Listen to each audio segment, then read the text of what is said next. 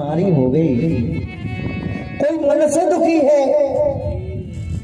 तो किसी के पास धन की कमी है, किसी के यहाँ भोजन बहुत है लेकिन डॉक्टर ने कह दिया केवल दाल का पानी पीना है।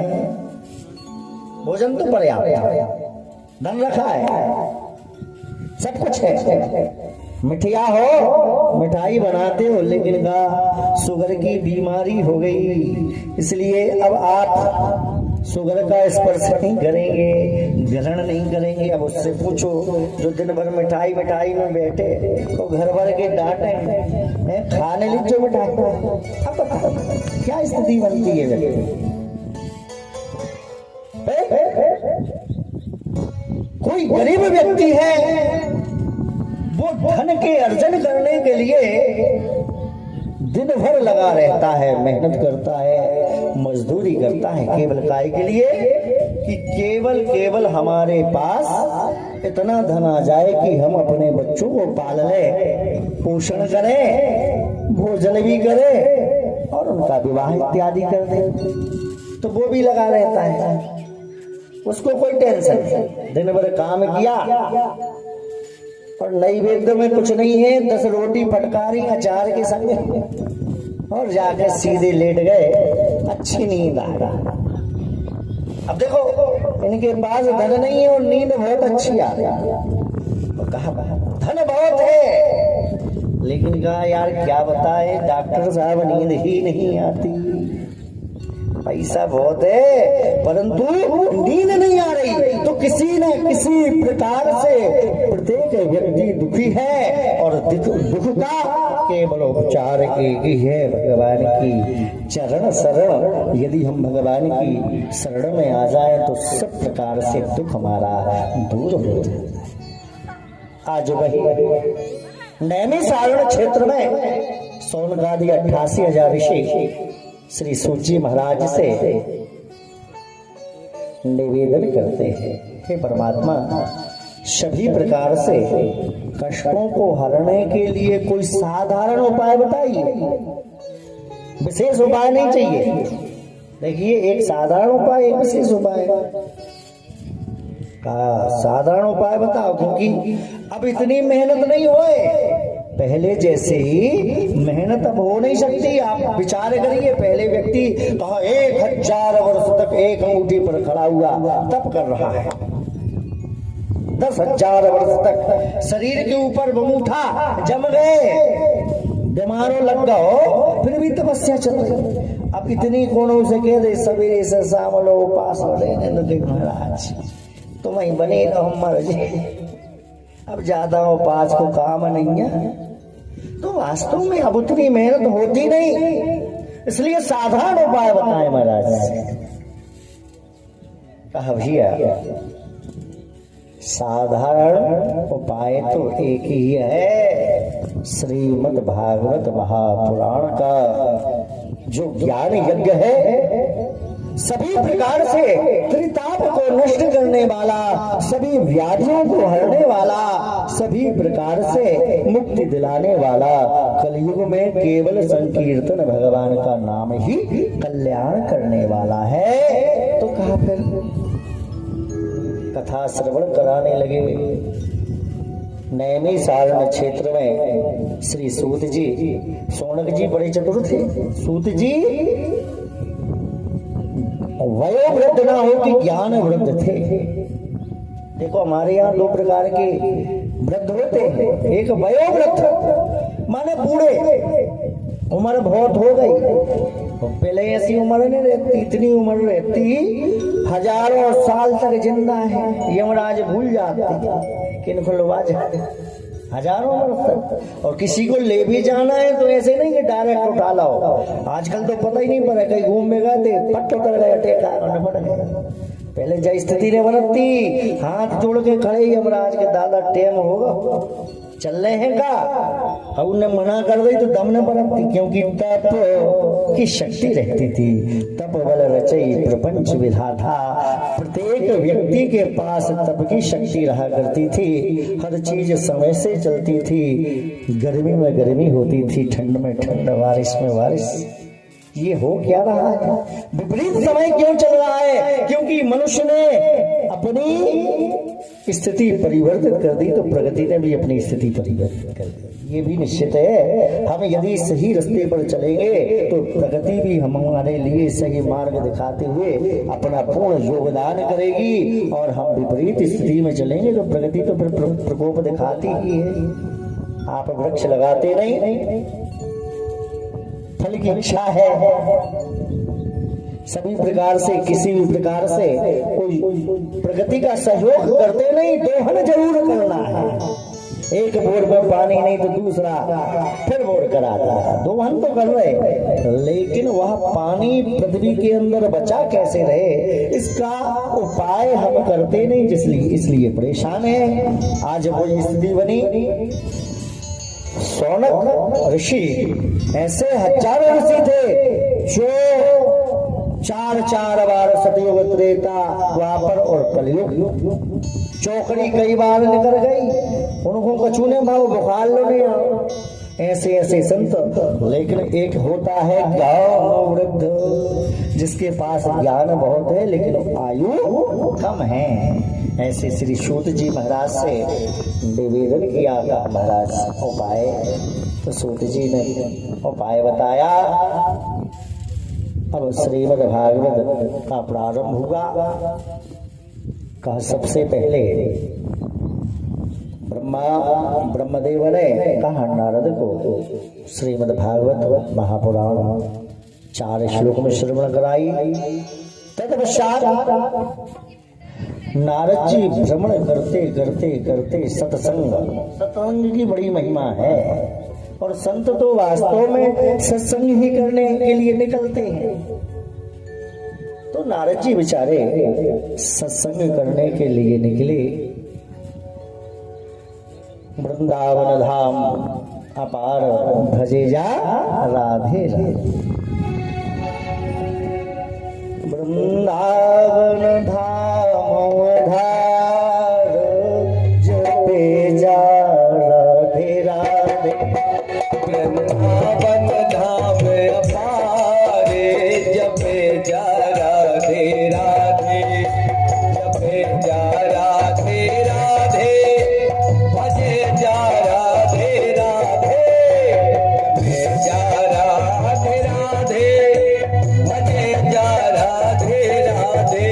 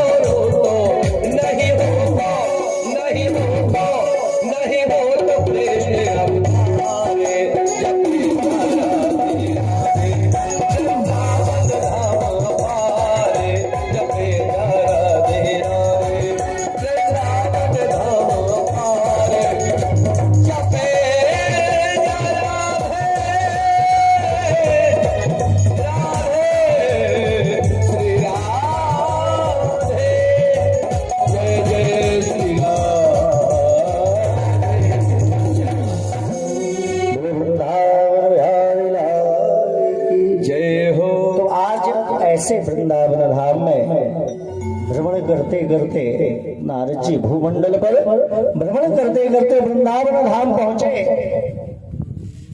यहाँ पर सूत जी कहते हैं हर जगह कहीं पाखंड फैला हुआ है,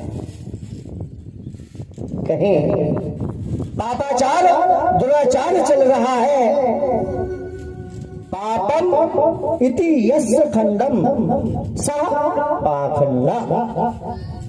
पाखंड क्या है? पाप का ही स्वरूप है। अब भगवान की भक्ति तो बड़ी सरल है, लेकिन पाखंड बड़ा कठिन है। कहा नहीं, हमारे यहाँ तो ऐसे ही होता है, हमारे बाप दादा ने ऐसे ही करता है, जो ही तो पाखंड। जबकि भक्ति क्या है? भक्ति बड़ी सरल होती है भगवान की।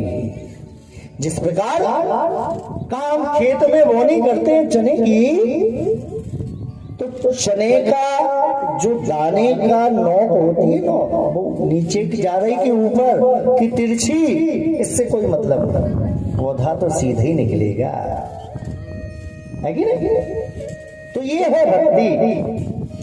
उल्टा नाम जपत जग जाना, उल्टा नाम जपत जग जाना, वाल्मीकि भया ब्रह्म सदा। नाम जपत जग जाना, वाल्मीकि भय ब्रह्म समाना, वाल्मीकि भय ब्रह्म समाना। तो वास्तव में भगवान का नाम जैसे भी ले सको, एक घड़ी आधी घड़ी आदर में बुनियाद और तुलसी संगत साधु की हरही कोट अपराध। करोड़ों अपराध को क्षम्य करने वाला परमात्मा का नाम होता है। तो वास्तव में जिस प्रकार हमने आपसे कहा कि सीटिल में हमने चने डाल दिए, बोनी कर दिया, तिरछा आड़ा उल्टा कैसा दाना पड़ा, लेकिन पौधा तो सीधा ही होगा। वैसे ही भगवान का नाम है, भाव को भाव आलस्यो और नाम जपत मंगल दिशि। सभी प्रकार से आपका मंगल कारक होता है परमात्मा का नाम। तो आज पाखंड फैला है, कहीं दुराचार कहीं पापाचार चल रहा है, तो बड़े परेशान। कहते हैं पुष्करे प्रयागे। कहा पुष्कर में भी गए, प्रयाग में भी गए, गंगा स्नान किया, नर्मदा स्नान किया, लेकिन इनको संतृप्ति प्राप्त नहीं हुई। तो नारद जी जैसे वृंदावन में पहुंचे, तो वृंदावन में देखा कि एक युवती और दो वृद्ध लेटे हुए हैं। युवती रो रही है। कहा बहन कौन हो तुम? कौन तो हम, कौन हो? कहा प्रभु मेरा नाम भक्ति है। ये कौन है? कहा ज्ञानंच वैरागंच मम पुत्र। ये ज्ञान और वैराग्य मेरे पुत्र हैं, लेकिन समय की विडंबना देखो कि माता जवान है और पुत्र बूढ़े हो। कलयुग में भक्ति बहुत करते हैं, पहले इतनी भक्ति नहीं हुआ करती थी। आजकल आप जहां देखो, कहा तीर्थों में जा रहे लोग, गंगा स्नान, नर्मदा स्नान।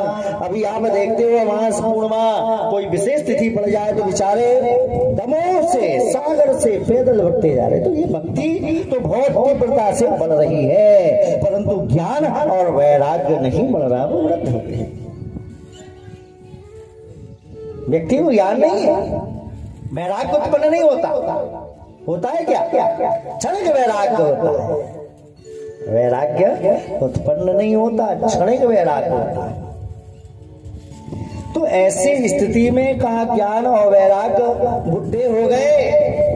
अब अब जिसके दोनों बच्चे बूढ़े हो जाए और स्वयं जवान हो तो ऐसी स्थिति में दुखी होगी कि नहीं। नारद जी से निवेदन किया। नारद जी ने कहा ठीक है, मैं कोई प्रयास करता हूँ। भगवत गीता का श्रवण कराया, पाठ कराया, थोड़ी सी नींद खुली और पुनः जाके फिर सो गए। अब नारद जी बड़े परेशान, एक बेर, दो बेर, 3 बार खूब प्रयास किया कि ज्ञान और वैराग्य उठ जाए, लेकिन उनकी निद्रा भंग नहीं हो रही, बड़े परेशान। तो नारद जी ने सोचा कि ठीक है, अब इनका हम उपाय करते हैं। भक्ति कहती है नहीं, अब आप ही को करना है कुछ उपाय। ऐसी स्थिति में भक्ति बिचारी बैठी हुई है, अब नारद जी को फंसा दिया। नारद जी ने विचार किया कि क्या करें भाई, कहाँ जाए, इनका संताप किस प्रकार दूर किया जाए। तो प्रयागे पुष्करे तीर्थे, गोदावरी इत्यादि हर जगह भ्रमण करते रहे नारद जी, लेकिन ना खुद का कष्ट दूर हुआ और ना भक्ति का कष्ट दूर करने में सक्षम हो पाए। चलते चलते चलते नारद जी कहाँ पहुंचे? बद्री आश्रम। वहां सनक, सनंदन, सनातन और सनत कुमार ब्रह्मा जी के पुत्र चारों वहां से चले आ रहे थे और यहाँ से नारद जी चले जा रहे थे। दोनों की भेंट हुई। दोनों भाई हैं, नारद जी भी ब्रह्मा जी के पुत्र हैं, ये भी ब्रह्मा जी के पुत्र हैं। नारद जी को प्रणाम किया, लेकिन सनक, सनंदन, सनातन, सनत कुमार ने कहा क्या बात है, तुम काय रोहांदे फिर रहे, हाले फूले हम फिरे, होए हमारो ब्याह, और जब ब्याह हो जाए तो हंसी भूल जाता आदमी। हंसी कैसी आती, वह हंसी भूल जा। तो भैया तुम काहे दुखी हो, न तुम्हारे बाल ने बच्चे सबसे अच्छे, तुम काहे रोहाने से मिल रहे।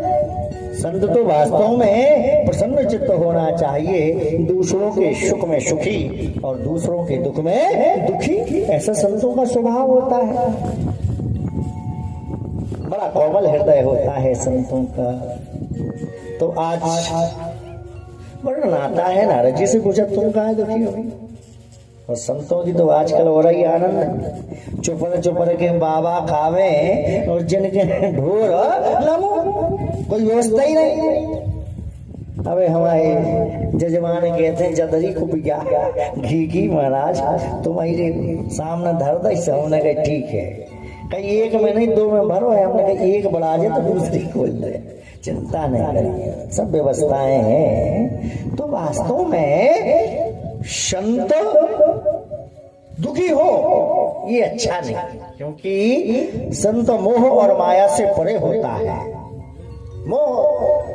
मोह किसका होता है? हमारे बच्चे, हमारे माता पिता है।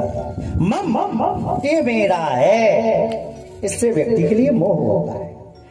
दूसरा शब्द होता है नामम, ये मेरा नहीं है, इससे मोक्ष हो जाता है। दोनों शब्द हैं, नामम और मम। तो वास्तव में कहा तुम काहे दुखी हो? 24 घंटे नारद जी भगवान का भजन करते थे। क्या कहते थे? श्रीमन नारायण नारायण नारायण, श्रीमन नारायण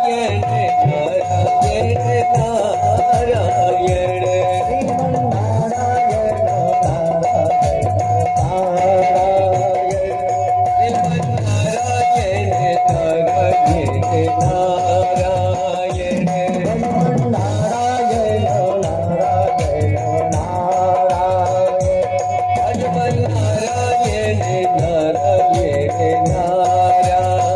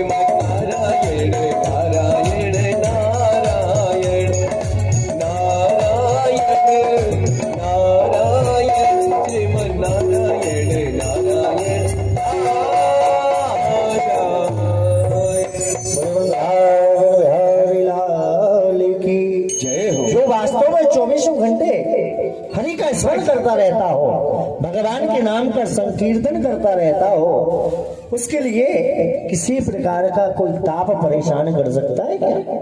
फिर भी क्यों दुखी हो? नारद ने भक्ति और ज्ञान और वैराग्य की कहानी श्रवण कराई। मैं कहा संतों को ढूंढ ही रहा था और आप भी वास्तव में परम संत हैं। सनक सनंदन सनातन और सनत कुमार परम संत हैं। ऐसे संत इतने पावरफुल जय और विजय के लिए जिनने राक्षस की शराब दे डाली, बैकुंठ से जिसका पतन करा दिया हो, ऐसे संत जो भगवान नारायण के पार्षदों को भी नरक में भेज सकते हैं, तो कितने पावरफुल होंगे। इसलिए नारद जी ने हाथ जोड़ लिया कि अब आप ही हमारी इस समस्या का समाधान करिए। कहा भैया इतनी सी समस्या है, उसका समाधान श्रीमद् भागवत वार्ता देह पीड़ा विनाशिनी का भागवत जी की वार्ता नारद जी के द्वारा भागवत में है क्या? कहा भागवत तो हम ही ने तुम्हें जो व्यास जी महाराज हैं उनके लिए हम ही ने श्रवण कराई और विस्तार कर दिया उनने। कहा भागवत में वास्तव में वेदों की ऋचाएं हैं। अब सनक सनंदन और सनातन और सनत कुमार ने कहा आपने जब श्रवण कराया था वह एक छोटा सा पौधा था। अब पौधे को जब पौधा बड़ा हो जाता है और पौधे में जब फल लग जाता है तो फल की महिमा अलग होती है। महाराज का फल की महिमा अलग होती है। आप जानते हैं जैसे अभी इस समय आम का सीजन चल रहा है, आम का सीजन चल रहा है और आप आम के फल को ग्रहण करें और विचार करें कितना मीठा है, कितना रस भरा है। तो जब आम में इतना रस होगा तो आम के पेड़े को ही खा जाए तो पेड़ में क्या रस मिलेगा? जबकि हुआ वही से है, आम हुआ उसी वृक्ष से है, परंतु जो रस आम में है वह आपको आम के पेड़ में प्राप्त नहीं हो। ऐसा उदाहरण सनक जी ने दिया। सनातन कहते हैं और सुनिए। कहा जिस प्रकार कहा हम घी घृत का दीपक जलाते हैं, घी भर दिया, दीपक जलने लगा। अब उसका घी खत्म हो जाए और हम कहें कि लो अब इसको दूध भर दो तो क्या जलेगा? वो दूध का उदाहरण दे दिया, जबकि घी निकला उसी दूध में से है, लेकिन फिल्ट्रेशन हो गया, उसका फिल्टर हुआ, दूध से दही बना और दही को जब मथा जाता है तो फिर ऊपर घी निकलेगा। तो वास्तव में गुण उसी में है, दूध में ही घी छुपा हुआ है, परंतु आप दूध से दीपक नहीं जला सकते, जबकि घी से दीपक जलता है। आम के फल में रस होता है, जबकि आम के वृक्ष में रस प्राप्त नहीं होता। अनेक अनेक कथा श्रवण जब कराई, अनेक अनेक उदाहरण दिए, नारद जी बड़े प्रसन्न हुए। तो अब कहा भैया क्या करें? कहा अब अपन ऐसा करते हैं, कथा प्रारंभ करते हैं और बद्री आश्रम से चलते चलते कहाँ निकल आए? हरिद्वार। हरिद्वार में कथा श्रवण कराई बड़े प्रेम से। जब हरिद्वार पहुंचे तो कहा भाई बद्री आश्रम में भी हो सकती थी कथा तो, लेकिन उधर श्रवण कौन करता? पहाड़ी है, बड़े बड़े पर्वत हैं, पक्षी लताएं गुल इत्यादि वही श्रवण कर पाते। लेकिन जब यहाँ हरिद्वार में आनंद वन में कथा का प्रारंभ हुआ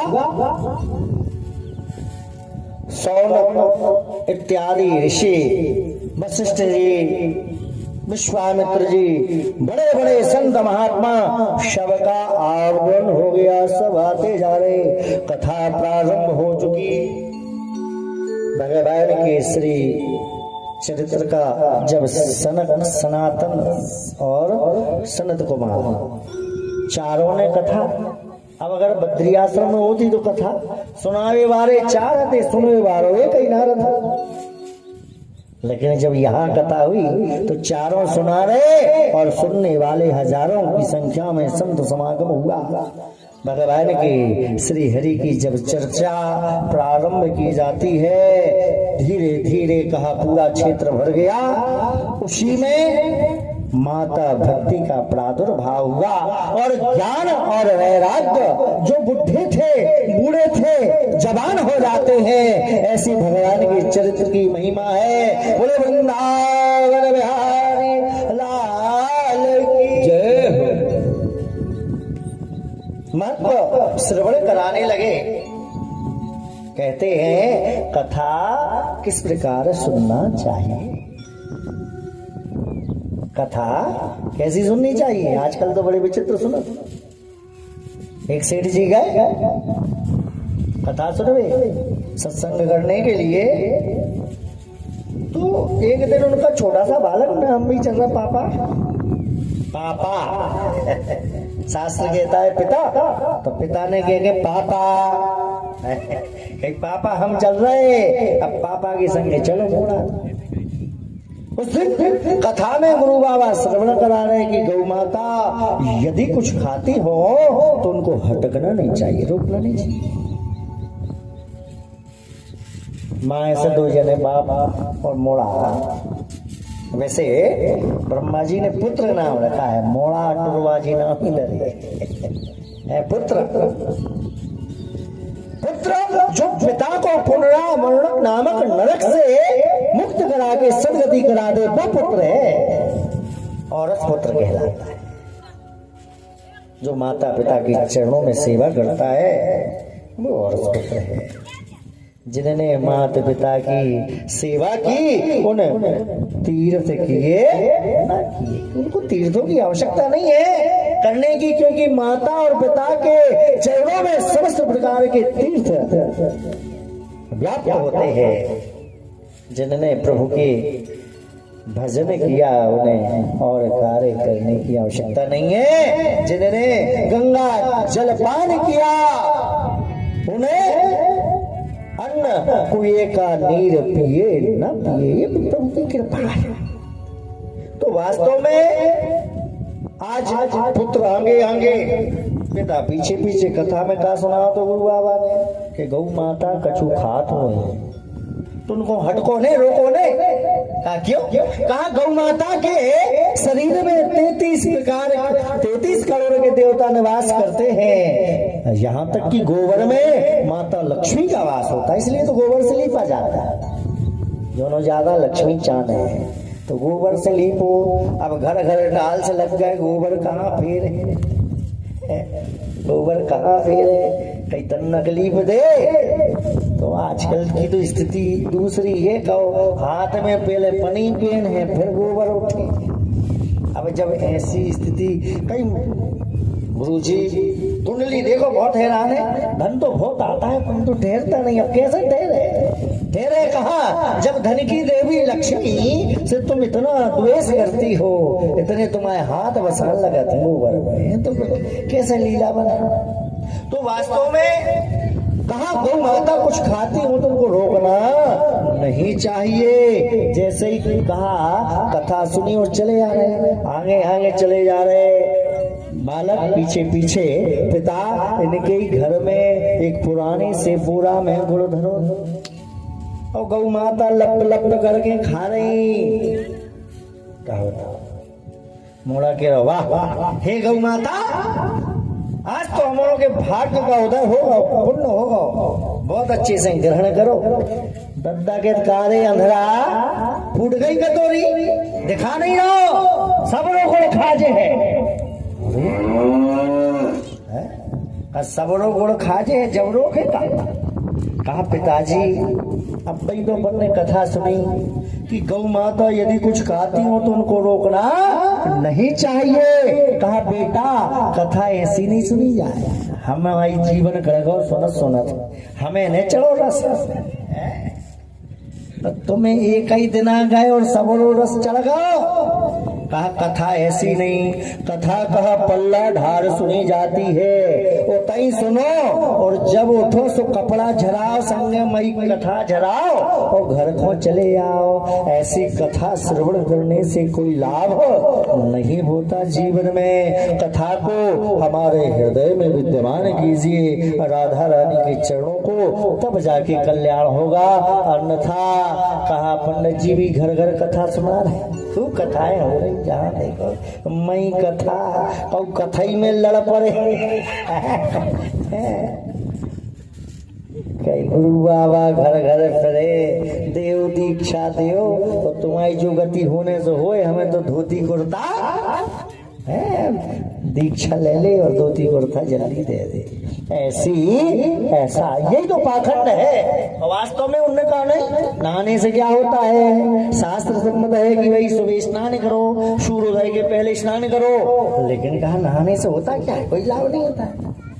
चंदन लगाने से क्या होता है, नहाने से क्या होता है, मन पवित्र होना। अरे मन तुम्हारे बाप को पवित्र है, मन ऐसा पवित्र होता है क्या है? मन को पवित्र करने के लिए जब तक भगवान भाग्य विहारी और माता राधा रानी की कृपा नहीं होगी, आपका मन पवित्र नहीं हो सकता। नहीं हमारा तो मन पवित्र है, तुम्हारा घर मन पवित्र है, तुम्हारा काले ऐसा मन पवित्र होता, ऐसा मन पवित्र नहीं होता। मन पवित्र करने के लिए पहले तन की शुद्धि। अब आप स्वयं बताइए, अपन ऐसी जगह कहीं बैठ जाएं जहां हमारा मन न लग रहा हो बैठने के लिए, तो हमको अच्छा लगेगा नहीं लगेगा? कीचड़ में बैठ जाओ, गंदगी में बैठ जाओ, लगे मन तो तन तुम्हारा ऐसो धरो है कई नाम गुलाब रानी धतूरे खाई बसा रहे, तो काय को मन पवित्र तन पवित्र? ऐसा नहीं, पहले तन शुद्धि करिए। शास्त्र का जो नियम है, प्रभात में भगवान भास्कर को जल अर्पण करिए, भगवान का कुछ नाम उच्चारण करिए, भजन करिए, धीरे धीरे मन की तरंग मार ले, फिर हो गया भजन। ऐसी स्थिति में जब हम चाहें तब धीरे धीरे समय, जिस प्रकार कार जब हम पानी खींचते हैं ना, तो धीरे धीरे सिल पर परत निशान आ जाते हैं। तो धीरे धीरे धीरे धीरे धीरे धीरे जब हम करते रहेंगे तो तन भी शुद्ध होगा और मन भी शुद्ध हो जाएगा। और भगवान की कहा डरे डर रहो दरबार में धका देने की। भगवान कृपा जरूर करते हैं, लेकिन उसके पहले हमको भगवान की ओर बढ़ना पड़ता है। जो है मेरे नाम पर मैं हूँ उसके काम पर, और जो है अपने काम पर तो मैं हूँ अपने धाम पर। ऐसा भगवान का कहना है। जो भगवान का नाम लेता है, भगवान उसके बिगड़े हुए समस्त कार्य को बना देते हैं। और वास्तव में जो भगवान से विमुख होता है, बचा न कुल को रोमन हारा, ये स्थिति बन जाती है। राम विमुख अस हाल तो। इसलिए भगवान से दूर मत जाइए, ये जीवन बड़ा महत्वपूर्ण है, इस जीवन को वृथा मत खोइए। श्री हरि।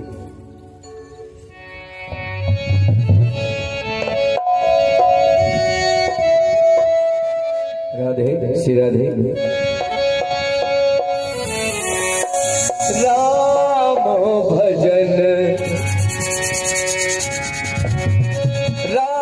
भजन कर ले मन मूर्ख, ओ राम भजन कर ले मन मूर्ख, इस संसार में क्या रखा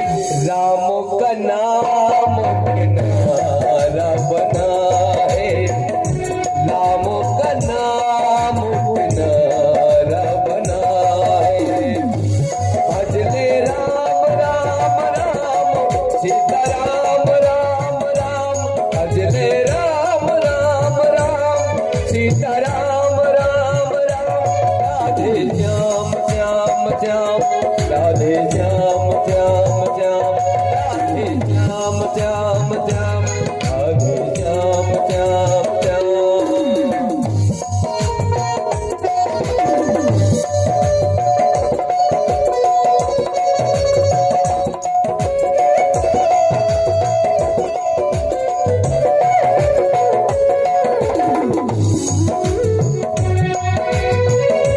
बचपन खेला है जवानी बीती है बुढ़ापा आया तो अब क्यों रोया है बचपन खेला है जवानी बीती है बुढ़ापा आया तो अब क्यों रोया है धीरे धीरे बुझी रोशनी छाएगा अंधकार छाएगा अंधकार सोना चांदी काम न आया सोना चांदी काम न आया जब शमशान में रखा है जब शमशान में जा रखा है भजले राम राम राम सीता राम राम राम राधे श्याम श्याम श्याम राधे श्याम श्याम श्याम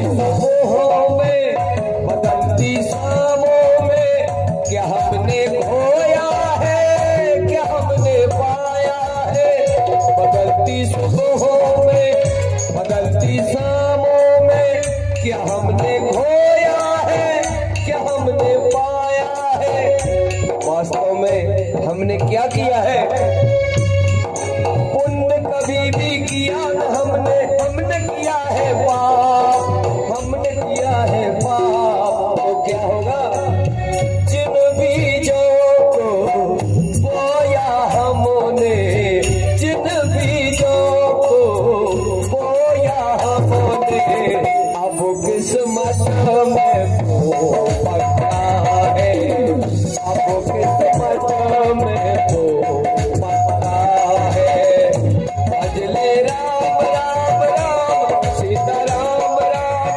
राम राधे श्याम श्याम श्याम राधे श्याम श्याम राधे श्याम श्याम श्याम सीता राम राम राम राम भजन कर ले मन मोरख इस संसार में क्या रखा है इस संसार में क्या रखा है हम सागर में फंसने वाले राम का नाम किनारा बना है राम का नाम किनारा बना बोले वृंदावन बिहारी लाल की जय हो तो वास्तव में साचो के राम नाम झूठो है जगत सब हम सोचें कि ये हमारा शरीर है तो वास्तव में हमारा नहीं ये किराए से शरीर में हमने किराए का शरीर है उसमें हमने प्रवेश किया भाई कोई व्यक्ति गया कहा 3 दिन के लिए हमने रूम बुक कर लिया धोखे से 2 दिन का चढ़ गया रजिस्टर तो 2 दिन तक तो बहुत अच्छी मेहमानी की गई और तीसरे दिन जैसे वो घूम के वापस लौटे तो उन्होंने सामान को पता और चाबी इनके पास थी फिर भी उसमें ताला डल गया दूसरा व्यक्ति है उन्होंने कहा भैया हमने 3 दिन के लिए बुक किया था बातचीत हुई कहा यार धोखे से 2 दिन का हो गया, लेकिन अब हमने ये रूम किसी और को दे दिया है, अब हम आपको दूसरा रूम देते हैं। तो ये जो रूम है इसमें जो आत्मा वास करती है, जिसका जितना समय लिखा हुआ है उतना समय आप रहोगे, उसके बाद आप विचार करो कि एक क्षण एक पल और ठहर जाओ तो किसी में ताकत नहीं। यमराज के दूत मार मार के खींच लेते, छोड़ो भाई, मोह तो हो ही जाता, प्रत्येक शरीर से वो हो जाता है। कोनो के घर में अपन किराए से रह रहे और 4-6 साल रह लो तो अपन कब्जा ठोक देते नहीं कि जो आप अपनों यहाँ इतने साल से रह रहे, तो जा बताओ जब 4-6 साल में कब्जा ठोक देते हैं तो 80 और 90 साल तक के शरीर में जब अपनी आत्मा जब प्रवेश कर रही तो जावी तो कब्जे ही ठोकने के चक्कर में रहते, लेकिन कब्जा जो ठोक नहीं पाए का है, जैसी पुलिस अपन को ताने के ले जाती है, का छोड़ो ने का घर, उसी प्रकार यमराज के दूत आपको खींच खींच के मार मार के ताने के ले जाते। तो ये सब किराए का घर है, वास्तव में ये नाम ये हमारा नहीं है। आज यहाँ इस घर के सामने आप नेम प्लेट लगा दीजिए, फलाने जी यादव। जब यादव जी के बाद किसी और की प्लेट लगेगी और इनके पहले किसी और की प्लेट हो, अगर ये हमारा ही होता तो ये प्लेट चेंज नहीं होना चाहिए थी, एक ही लगा रहना चाहिए, लेकिन ये परिवर्तन क्यों हो रहा कि ये हमारा है ही नहीं। इसलिए इतना ही ज्ञान हमको अपने पास रखना चाहिए कि यावा जीवेत सुखम जीवेत रणकृत्वाघृतं पिबेत् भस्मीभूतस्य देहस्य पुनरागमनं कुतः। जब तक जियो खूब खाओ पियो, घी पियो, अब मनो घी पचे नहीं घी अब नहीं पचे, पहले पच जाता तो अब नहीं पच रहा, समय काल। तो अच्छो घी को मतलब अच्छा भोजन करो और खूब भजन करो। कहा क्यों? कहा भस्मीभूतस्य देहस्य, ये क्या है? भस्मी, ये देह जो है इसको राख बना दिया जाएगा। और पुनरागमनम कुतः, तुमने पैसा मार मार के पेट काट काट के खूब अच्छी बिल्डिंग तो बना ली, मनो फिर से तुम्हारे घर में जन्म हो जाएगा। ये संभव है क्या? नहीं है ना। पुनरागमनम कुतः, क्या हम फिर से आ सकते हैं? नहीं आ सकते, ये बिल्कुल गारंटी है। ऐसे भैया पहला कर्तव्य है कि शरीर को स्वस्थ कैसे रखा, तो अच्छो खा पियो, जो नहीं कि यार हम तो घी कम खाओ थे, बचाने नहीं, खाओ जितनो बचत जाओ तो खाओ, ज्यादा नहीं खाओ, मनो बचत जाओ तो खा, बचाव नहीं ज्यादा।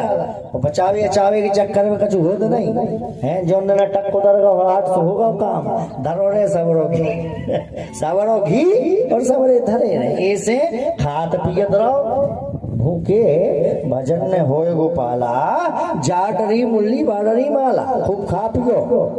वास्तव में भागवत जी का जो विधान है तो घृतम प्रवेतंच, कहा व्रत कैसे रहना चाहिए, का घी पी के रहिए। अब कहीं घी कहाँ धरो महाराज, और होए भी तो पिए कैसे अब घी, तो कहा पया पिबती, दूध पी के व्रत धारण करिए।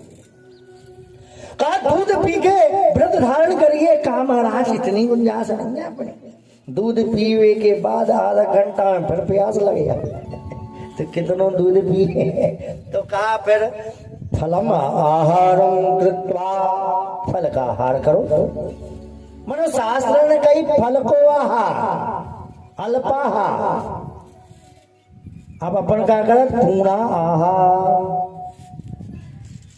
वो थाली में फल तो एक ही नहीं दिखा है, कई फरार कर ले मार, फल एक ही नहीं दिखा रहा। जा खिचड़ी धरी है, 2-3 आलू गुंडा, मैंने कही भैया वो वासे हैं यार, कहीं नहीं फरार हुआ है महाराज, आलू गुंडा फरार है तो ऐसे उपास ही रह रहे महाराजाओं के वजन बढ़ जात नौ दुर्गा कई 9 दिन उपास ही रहे 4 किलो बढ़ गए रे वजन कई उपास ही रहे। बताओ ऐसो पास का काम को भैया, इसलिए कहा भगवान ने कहा सूत जी ने कहा कि यदि आप व्रत नहीं रह सकते तो 2 ही टाइम श्री हरि करो खूब पी लो जितनो खाना है उतनो खाओ। मनो भागवत जब सुनवे आओ तन कम खाओ खा पी के जब बैठो सुनवे सो घर राटे मारो फिर तुम्हारा मन चित्त नहीं लग भगवान की कथा समझने कहा। जब बच्चों खा लेते तो कई फिर 2-3 फिर कई जय अरे कई जय कहा सुना गुरु बाबा कई यार का बताएं हम तो समाधि में चले गए तो ऐसी समाधि में नहीं जाने अपन हो। सो सवेरे जितनो खानो जो खाला मनो के बाद इतना जैसे अब कथा अपनी वास्तव में 4 बजे से प्रारंभ होगी 3:30 में बहुत धूप होता ही है गर्मी बहुत है इसलिए अपन 4 से 7 का टाइम रखेंगे 4:15 4:30 से प्रारंभ हो जाए और 7 बजे तक चलो तो शांति है कोई दिक्कत नहीं।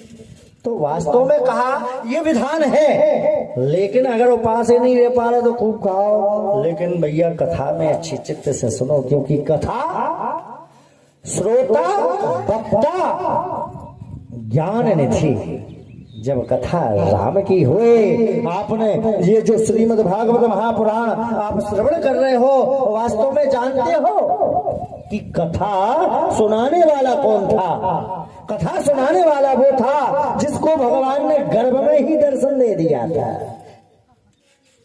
कथा सुनाने वाले सुखदेव जी महाराज को प्रभु ने गर्भ में ही दर्शन दिया और जो श्रोता था परीक्षित जी उसको भी भगवान ने गर्भ में ही दर्शन दिया। दोनों इतने श्रेष्ठ थे साधारण व्यक्ति नहीं थे।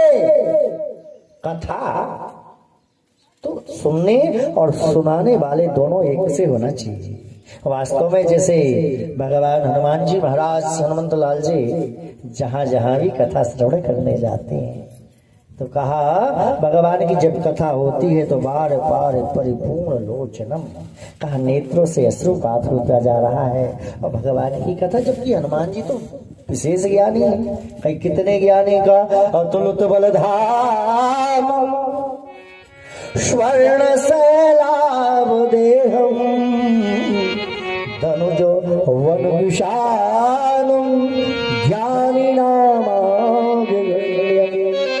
सकल गुण निधानम वानम राणामधीशम रघुपत प्रिय भक्तम वात जातम नमः। का अतुलित बलधामम पहले बल कहा से नापो जातो कई हाथियों से ना बजा तो 1000 हाथी को बल है 10,000 हाथियों को बल पहले हाथियों से। अब काय से ना बजा घोड़ा से ना बजा हार सपावर हार समाना घोड़ा तो आजकल है HP हार पावर HP कितने HP की 3 HP 5 HP तो घोड़ों के पावर से ना बजा पहले हाथियों के। तो वास्तव में हनुमान जी को पावर नाम पे वारो मीटर ही नहीं बन पा।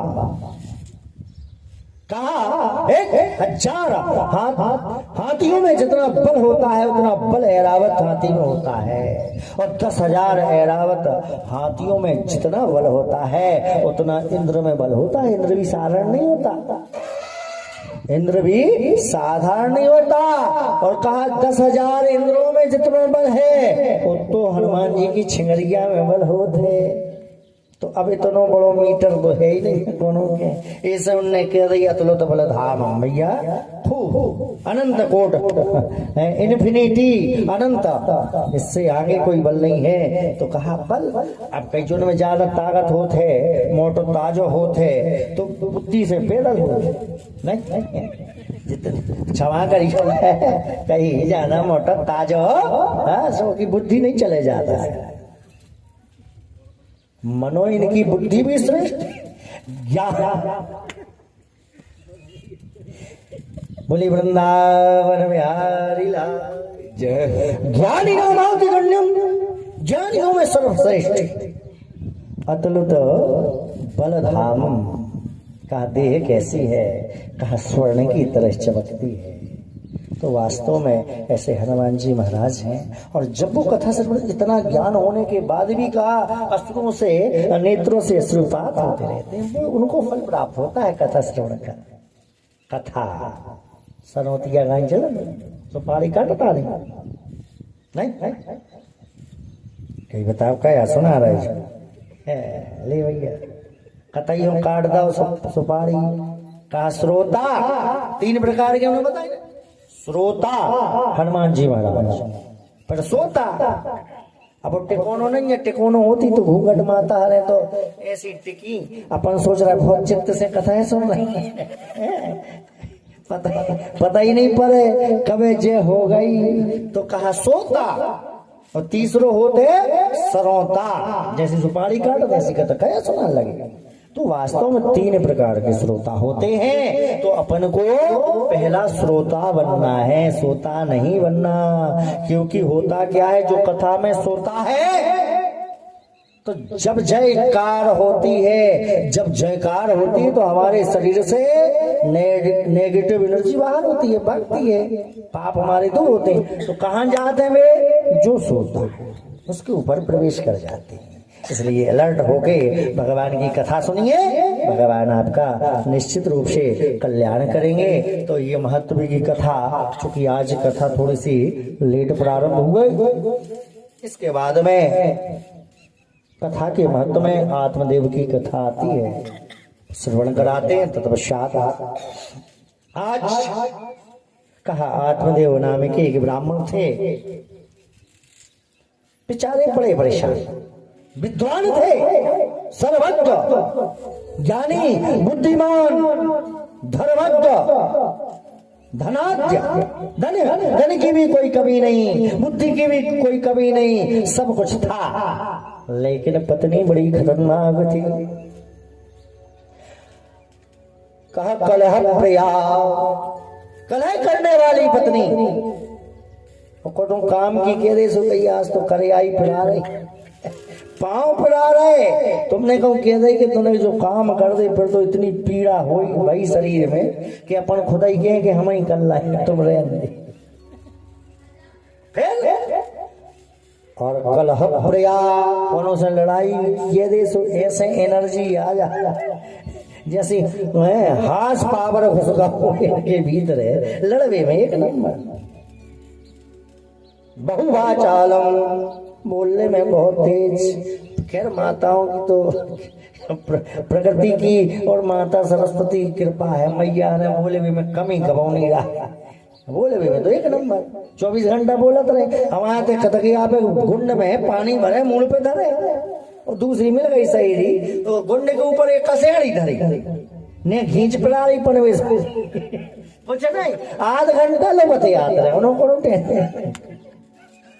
तो इतनी शक्ति भगवान ने, तो बोले भी में माने एक नंबर। ऐसे आत्मदेव महाराज बड़े परेशान, इनके घर में तुलसी सूखने लगी, तुलसी माता सूख रही है। ये भी बड़ा अवशगुन होता है। तुलसी यानी भक्ति स्वरूप, भक्ति सूख रही है, मतलब आपके यहाँ भक्ति की कमी हो रही है। गौ माता थी, उनके यहाँ भी बच्चा नहीं हो रहा, और आत्मदेव की पत्नी धुंधली, इनके यहाँ भी कोई बच्चा नहीं। खूब परेशान, बार बार प्रयास किया, इधर उधर सब यंत्र यंत्र मंत्र, कोई काम नहीं किया। समय निकलता गया, आत्मदेव को बड़ा मन में बड़ी गिलानी हुई और कहा अब तो कुछ हो जाए, हम अपने प्राणों का ही त्याग कर देंगे, परंतु यदि संतान नहीं हुई तो मर जाएंगे। जंगल भाग गए। अब जंगल भागे, लेकिन अब देखो प्राण तो सबको प्यारे हो, तो कितना गुस्सा है, कछुआ है, प्राण सबको प्यारे। एक डुकरिया कहते गुरु बाबा बताओ जरा, हाथ देख के बताओ गुरु, कबलों मौत है हम आई, हमने कहीं करिया सांप धुआ था, माता भाई छोड़त तुम आज जरा सो अब इन्हें पड़ जाओ माता कहीं तो मन से नहीं लगे महाराज, हमें नातनी को भी आओ करने। तो हमने कहा पूछ रही, जब मन नहीं तो कहा पूछा। भाई वास्तव में मरना कोई नहीं चाहता, लेकिन आत्मदेव आज प्राण त्यागने के लिए तैयार। अब प्राण त्यागने के लिए तैयार हुए तो मन में विचार किया क्या करें, जंगल गए। अब जंगल में सोचे कैसे मरे कैसे मरे, सो खूब खूब जोर से चिल्लाने लगे कि तिलुगा मिलुगा कौन आ जाए कोई खा जाए, सो चिल्ला रहे। अब चिल्ला के परेशान, इतने में एक मस्त फकीरी संत चला रहा है। संत देव का दर्शन किया तो चरणों में प्रणाम किया। संत ने कहा क्या बात है, काहे रो रहे हो? अरे कहा महाराज रोए ने तो क्या करें, संतान नहीं है। अरे मूर्ख, तू आज विचार कर रहा है कि संतान संतान नहीं है, सोई अच्छे हो न बाद में रो ग्रस्त से व्रत हो जाओ, हम जैसे संत बन जाओ। देखो हम हंस रहे कि नहीं, तुम रो रहे हो, हम हंस रहे। तुम्हारे तो सब कछु है, धन धान से परिपूर्ण हो, और हमारे तो कुछ नहीं है, एक लंगोटी लगा है बस, कुछ है ही नहीं। लेकिन हम बड़े प्रसन्न हैं। तो कहा तुम हमारे साथ संत बन जाओ, रोना धोना बंद करो। कहा नहीं महाराज, संतान तो चाहते हैं। तो कहा सप्त जन्म परिव्रज्य, 7 जन्म तक तुम्हारे यहाँ संतान का योग ही नहीं है। मैं ज्योतिष भी जानता हूँ। संत ने कहा अब जैसे ही सुना कि 7 जन्म तक संतान का योग नहीं है, तुरंत आत्मदेव महाराज ने अपना मस्तक जोर से पत्थर पर पटक दिया। संत घबरा गए कि बता जो कैसे हो रहा, कहीं अब तो संतान दे दो, अन्यथा श्री हरि संतान दे दो, अन्यथा प्राणों का त्याग कर दूंगा। संत फंस गए। संत ने सोची तुम्हें जिंदा रहने और मरने से मर जा, हमें का लेने देने, हमें कर जाने, हमारे सामने मरो हत्या लग जाए, हमें इतने से चले जाने पर मर जाओ। नहीं कहीं तुम्हारे सामने मरे न हमें संतान दे भैया, पाँव पकड़ ले। संत हृदय नवनीत समान का मक्खन की तरह संतों का हृदय होता है। संत का हृदय पिघल गया। संत ने कहा तो चलो ठीक है, मैं दे दो तुम्हें कुछ व्यवस्था, ठीक फल निकाला, फल लो क्या, ये फल अपनी पत्नी को ग्रहण करा देना, तुम्हारे यहाँ संतान हो। संतान क्या, पुत्र ही होगा। ये है तपबल रचई प्रपंच में धाता। तप की बड़ी शक्ति थी, तप के द्वारा एक फल प्रकट करके आत्मदेव को दे दिया। आत्मदेव ने लिया, अब तो उछलने लगे, नाचने लगे, गाने लगे। भाई जन को अपनी मनोकामना पूर्ति हो जाए, बड़े प्रसन्न। घर आए, धुंधली से कहे अरे धुंधली इतने तो भाव धुंधली के का हम न ले आ रहे का चिल्ले आ रहे, का होगा कछु लिया? अरे कहीं हम बहुत अच्छी चीज ले आए।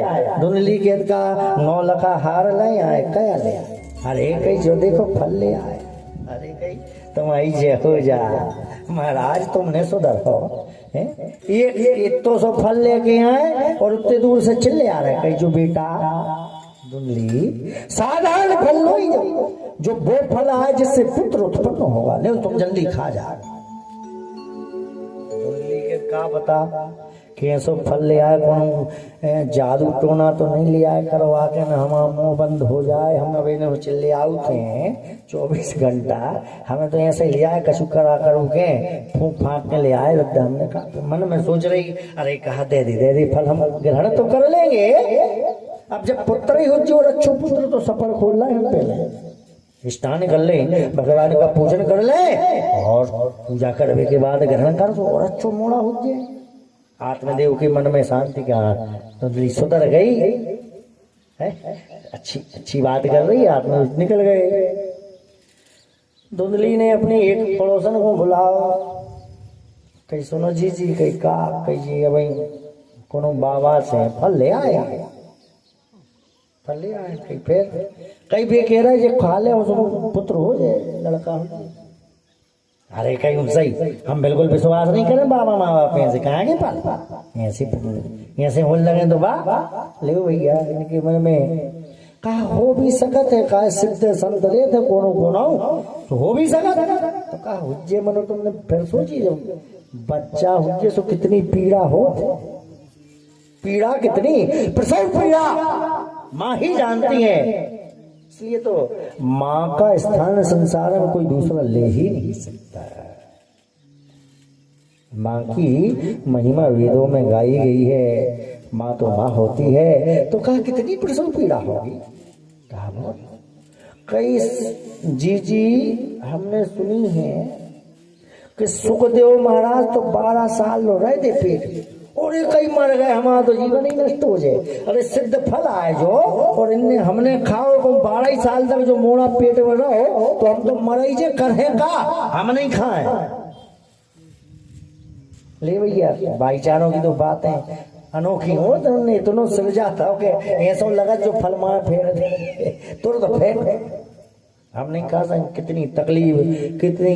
कहा दीदी एक चीज और है, कहीं का कहीं तुमने फल खा लो फिर तुम्हारा थोड़ा सा पेट बढ़ा है, बच्चा पेट में फिर कहूँ घर में आगी लग गई सबरे भाग दे तुमने भाग पे और ये लगता है कहीं मर जाए तो हम तो मर ही जाए। फिर ले भैया भागने पे तो फिर का क्या हालत, घर बढ़ गए हम बढ़ गए, ऐसी औलाद का काम की हमें नहीं खाने।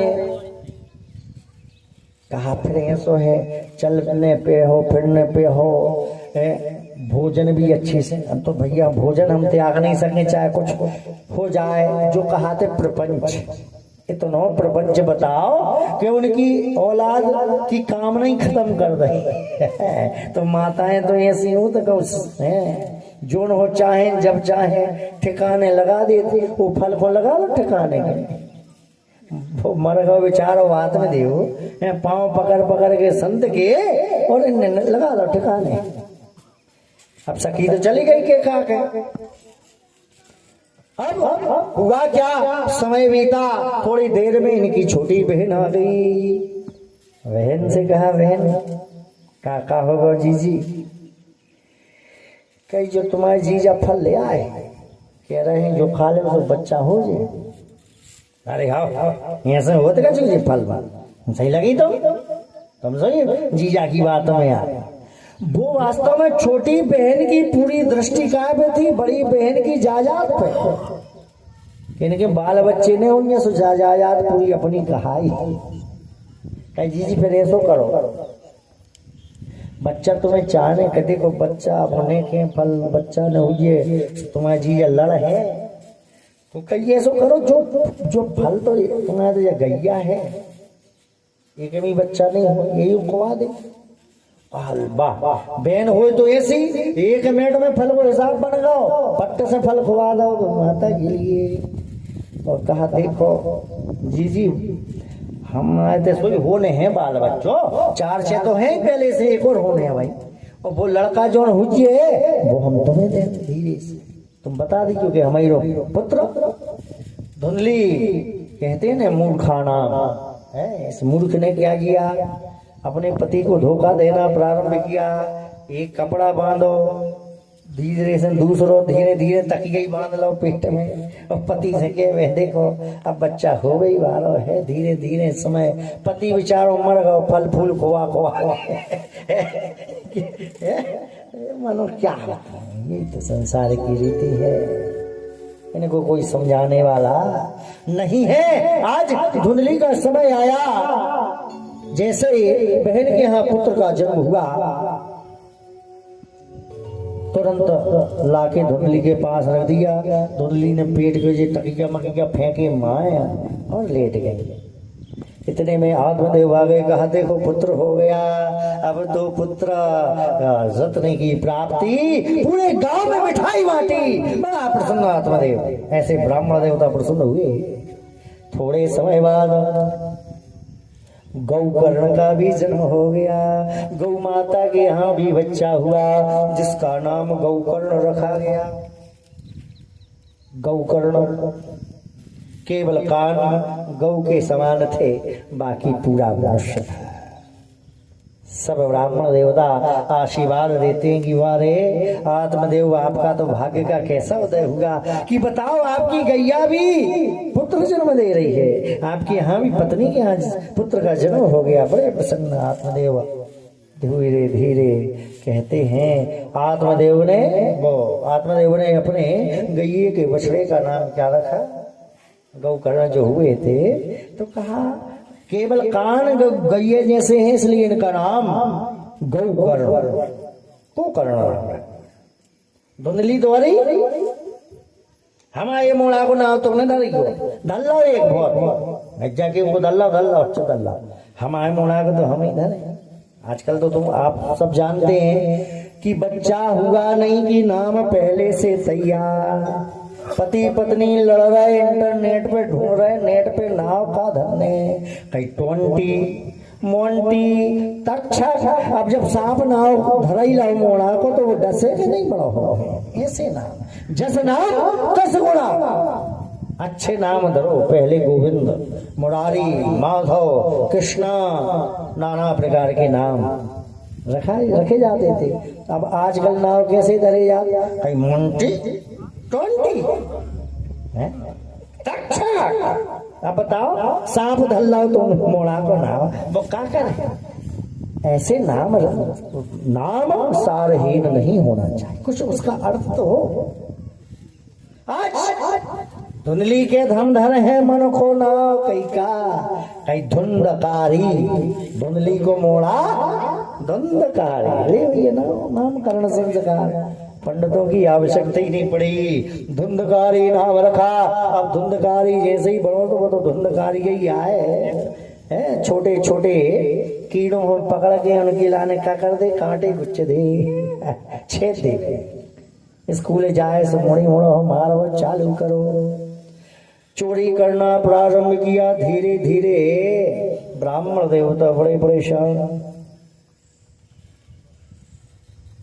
बताओ कहते ना जब औलाद उल्टी न करे तो कात मन में ऐसे भली होती ने तो ही अच्छी थी। गुरु बाबा की खबर आ गई कि संत कह ही रहे थे कि अबे हंस रहे हो बाद में रो हो तुम। है बड़ी औलाद कर रहे कि औलाद चाहने औलाद। जननी जने तो भक्त जनो के दाता के सूर, नहीं जननी पांच भली बिरथा होवे। अगर जननी अपने पुत्र को जन्म देती है तो या तो वो श्रेष्ठ होनी चाहिए। जननी जने तो भक्त जन, क्या भक्त हो कि दाता हो कि सूरवीर हो, नहीं तो जननी बांझ भली। जिस माँ को पता चलता है कि हमारा पुत्र आज पीकर नाली में पड़ा है, उस माँ के हृदय से पूछो, उसके पिता के हृदय से पूछो कितनी वेदना होती है। जिस माँ ने अपने बच्चे को पाला और उस माँ की गर्दन की ओर जब वह पुत्र दौड़ता है चीखता हुआ कि गला दबा दूंगा, जब उस माँ को कितनी तकलीफ होती है आप कल्पना तो करिए। 9 माह तक जो प्रसव पीड़ा पेट में अपने बच्चे को रखती है, कितना स्वयं गीले में सोती है, पुत्र को सूखी में सुलाती है। 12 बज रहे रात्रि ठंड में, फिर भी अगर रोया बच्चा तो तुरंत उठ के दूध गर्म करना, उसकी व्यवस्था कोई नहीं कर सकता। माँ के समान दूसरा हो ही नहीं सकता।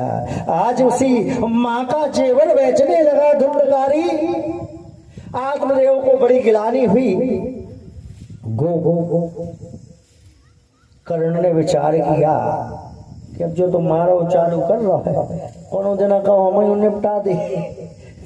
गोकर्ण कहते हैं भैया धुंधकारी का कह रहा तनक हो आए हम तीर तुम तो हाँ चले जा ले भैया।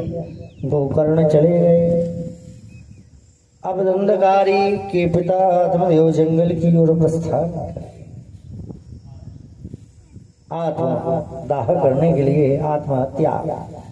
गोकर्ण मिले। गोकर्ण समझाया पिता ये देह दुर्लभ, मानुषो देहा दुर्लभ, ये मनुष्य की जो देह है बड़ी दुर्लभ है, इसको ऐसे नष्ट नहीं करते। आप भगवत चरण में अपने मन को लगाओ, राधा जी का ध्यान करो, राधा रानी का आपका कल्याण होगा। पिता उपदेश अपने पिता को देके वो कर्ण फिट कर धुंधली का जितना जेवर था, धुंधली ने आदत बिगाड़ी थी धुंधकारी की, और माता ही बिगाड़त। गद्दा को पता नहीं है, कर ले बेटा संदेह 100 को निकाल ले पापा की जेब में से, फिर 200 को निकाल ले, फिर 500 को निकाल ले। तो ऐसे धीरे धीरे आदत खराब कर दी होगी। सो धीरे धीरे सब जब निपट गो, से जेवर निपट गो, सोनो चांदी सब चलो गो, मतारी को मंगल सूत्र तोड़ के ले गो। अब कहीं बताओ माता कहाँ है ना, हम मार डाल है तुम, और कहाँ धरे तुम। धुंधली कहती बेटा कुछ बचा ही नहीं, सब दे दिया तुमको, कुछ नहीं बचा। कहीं नहीं बताओ, और गर्दन दबाने लगा, गर्दन दबाने, प्राणों का अंत हो गया। धुंधली स्वर्ग को पहुंच गई है। आज धुंधकारी 5-5 पत्नियों वैश्याओं को रखा था। वैश्याओं ने विचार किया, जो ने अपनी मतारी को नहीं छोड़ो, कोनो दिन अपन को भी निपटा दे। इसलिए धुंधकारी सो रहा था, हारा थका आया चोरी करके सो रहा था। 5 वैश्याओं ने हाथ पांव बांधे और गरम गरम अंगरामों पे धर दे, धड़क धड़क के धड़क धड़क के धड़क धड़क के न पड़ गए, मर गए। प्राणों का अंत, प्रेत बन गया। वैश्याएं जितना जेवर था वो सब ले ला के भग गई। अब जब गौकर्ण आया, गौकर्ण विचार करता है घर में तो कोई है ही नहीं, क्या बात है। जैसे ही प्रवेश किया तो कहीं से आगे गिर रही, कहीं से प्रेत आत्माओं की आवाजें आने लगी, धड़ धड़ धड़ धड़, बड़ा बड़ा बड़ा, नाना प्रकार से आवाजें जब गौकर्ण ने सुनी। लेकिन गौकर्ण पंडित ज्ञानी, धुंधकारी महाखड़ा पंडित था, ज्ञानी था। गौकर्ण तुरंत हाथ में जल लेता है, अभिमंत्रित जल को मार देता है। कौस्तुभम कौन हो, बोलो। धुंधकारी सामने प्रकट हो जाता है, भैया हम आए, ऐसी ऐसी हमारी गति होगी, अब हमारे मोक्ष का कोई उपाय। ऐसे धुंधकारी के मोक्ष का उपाय गौकर्ण ने सूर्य भगवान से पूछा। प्रभात काल का कहते हैं, श्रीमद भागवत वार्ता प्रेत पीड़ा विनाशिनी। किसी के घर में कोई प्रेत बन जाए, किसी के पितृ की तृप्ति ना हुई हो, पितृ दोष बन जाए, तो वो भागवत की कथा श्रवण करता है, भागवत महापुराण को करवाता है, तो निश्चित रूप से प्रेत पीड़ा विनाशनी आज वही हुआ। आज धुंधकारी की मुक्ति के लिए सूर्य नारायण को अर्घ देकर गौकर्ण ने भगवान सूर्य से पूछा। भगवान सूर्य ने सब कहा, भागवत जी का श्रवण कराओ। तो वो धुंधकारी ये जो बांस में माने जाते, ऐसे ही बांस में नरियल में धुंधकारी बैठ गए। अब गौकर्ण सुनाए जी, देखें बड़े क्रोध में गौकर्ण के तुम्हारी मुक्ति को उपाय। लेकिन धुंधकारी ने बड़ी श्रद्धा से 7 दिन कथा श्रवण की। 7वें दिवस के उपरांत पूर्णावती के दिन धुंधकारी का मोक्ष हो गया। और सब रे कथा सुन रहे थे, विकेत का हम पागल आए, तुमने अपने भैया हो तार दो, और हम उन्हें टाइम पास करवे आए थे। हम उन्होंने कथा सुनी, हम बीमार नहीं आए। फिर सूर्य भगवान का ध्यान किया। गौकर्ण श्री सूर्य भगवान कहते हैं, जिस प्रकार एकांत विचित्र अभी अपने आप को बताया था कि कथा कैसे सुननी चाहिए, बाश पार परिपूर्ण लोचनम, तो कहा एकाग्र चित्त होकर जिस प्रकार धुंधकारी ने कथा श्रवण की, उसी प्रकार यदि ये सभी कथा श्रवण करेंगे तो निश्चित मुक्ति हो जाएगी। ऐसी महत्व की कथा भगवान के श्री चरणों में समर्पित कल ठीक 4 बजे से कथा प्रारंभ होगी। भगवान आनंद कंद ब्रजचंद प्रभु की कृपा से ये आज से जो ज्ञान यज्ञ प्रारंभ होगा, सर्वे भवन्तु सुखिनः, सभी के लिए सुखी बनाए, सबका कल्याण करे, ऐसे भगवान से आशा, भगवान से निवेदन करते हैं। आरती की तैयारी की जाए।